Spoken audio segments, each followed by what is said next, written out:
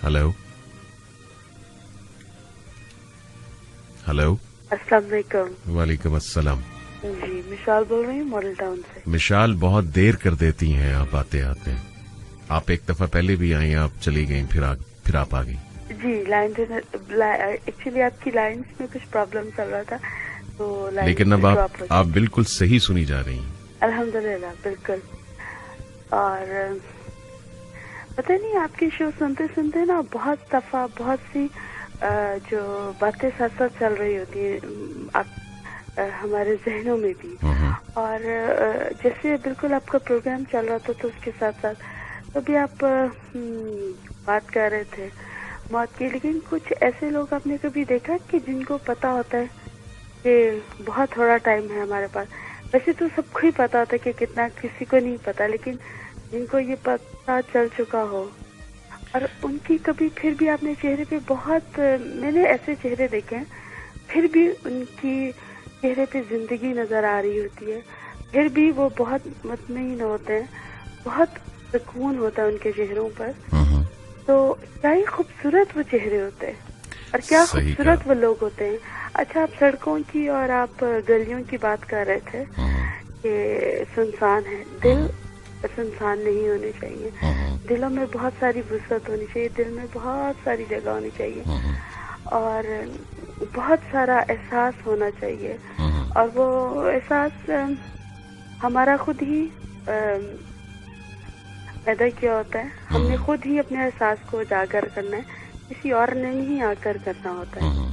अच्छा, बड़ा मजा आता है अगर आप बहुत डिप्रेशन में हो या बहुत अगर आप कुछ इस तरह से फील कर रहे हो तो क्या ये चाहो कि हम थोड़ी देर बाहर चले जाएं, क्योंकि आपने कुछ ऐसा अभी थोड़ी देर पहले आप बात कर रहे थे ना कि अपनी जगह को तब्दील कर लें, है ना। तो क्या ही अच्छा हो कि हम कभी कभी बाहर निकलें, कभी कभी मिट्टी से खेल लें। और अगर हम मिट्टी से यकीन करें अपनी थोड़ी सी उसको अब उसके साथ थोड़ा सा जुड़ जाएंगे ना तो हमें बहुत मजा आना शुरू हो जाएगा। और अच्छा, बड़ा अच्छा लगता है कि अगर आप कभी पौधों से, दरख्तों से बातें भी कर रहे हैं। मुझे ऐसे लग रहा है जैसे मैं रेडियो नहीं सुन रहा। अच्छा, आपकी आवाज सुन के, आपकी बातें सुन के, बहुत अच्छा बोलती हैं और बड़ा मुतालिया है, ये बड़ा ऑब्जर्वेशन है आपकी। देखिए, हमें मेरा ख्याल भेजा किस लिए गया था कि आप थोड़ी सी कोशिश करें जानने की और फिर जानने के बाद फिर उसको मानने की भी। खाली जानना ही जरूरी नहीं है, उसको मान लेना भी बहुत जरूरी है। बहुत दफा होता है हमें बहुत दफा कुछ समझाया जाता है लेकिन हम हमारा दिल या हमारा जहन या हमारा दिमाग जो होता है वो उस चीज की तरफ जा नहीं रहा होता।